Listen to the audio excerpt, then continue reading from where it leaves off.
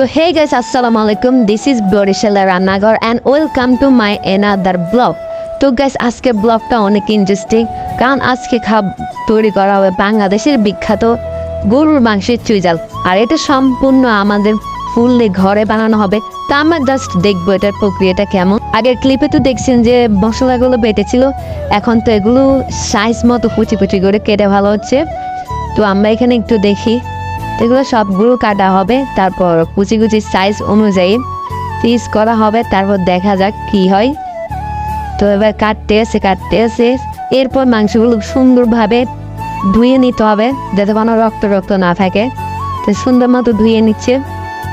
তো ধোয়ার পর যে আমাদের নেক্সট স্টেপে যাবে, তো ধোয়া প্রায় শেষ, আর একটুখানি আছে।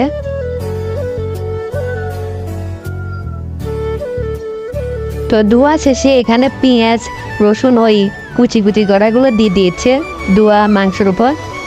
এরপর যাই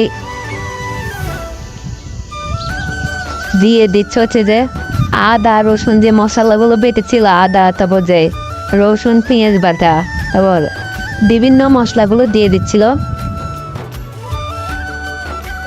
তা সবগুলো দিয়ে এগুলো মাখবে মনে হয়। আচ্ছা, দেখি আমরা সম্পূর্ণ ভিডিওটা। আর যারা যারা এই ইউটিউব চ্যানেল নতুন, তারা সবাই subscribe and like comment share করে দিন। আর আমাদের এই ইউটিউব চ্যানেলে আরও অনেক ভালো ভালো এই রান্নার রিলেটিভে অনেক ভালো ভালো ব্লগ আসবে। তো সবাই পাশে থাকবেন, সাপোর্ট করবেন। আশা করি আপনাদের সাপোর্ট পেলে ভালো কিছু করবো, সামনে আর ভালো ইন্টারেস্টিং ব্লগ আনবো ইনশাল্লাহ। তো এরপর যে সব মশলা দিচ্ছে, এখন দিয়ে দিব হচ্ছে যে মরিচ, হয়তো 2 চামচ দিয়ে দিবে। হ্যাঁ, মরিচ দেওয়ার পর আমরা নেক্সট স্টেপে যাব।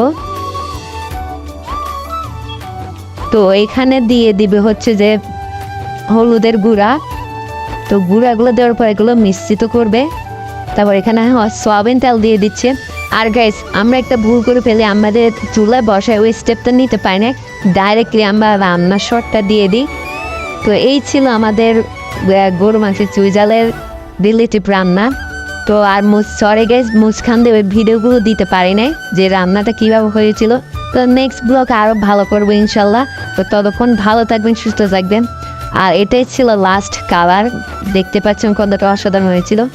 তো আর এইভাবে আমাদের পাশে থাকবেন, আর লাইক কমেন্ট সাবস্ক্রাইব করে দিন, সামনে আরও ভালো ভালো সুন্দর ব্লগ আনবো ইনশাল্লাহ। তো এই ছিল আজকে আমাদের গরু মাংসের চুইঝালের ব্লগ। আর কেমন লেগেছে সবাই তো কমেন্ট করে বলে যাবেন। তো সবাই ভালো থাকবেন, ধন্যবাদ।